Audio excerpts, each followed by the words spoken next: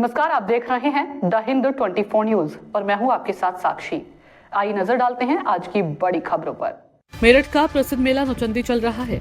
इस दौरान एक कुत्ता दुकान में घुसकर हलवा पराठे का स्वाद देता हुआ तो वहीं रात भर के जागे दुकानदार और उसके कारीगर खर्राटे मारकर सो रहे हैं। कुत्ते ने अपना पेट भरा और आराम के साथ खा पी कर चला गया। रात में यही हलवा पराठा जनता को खिलाया जाएगा।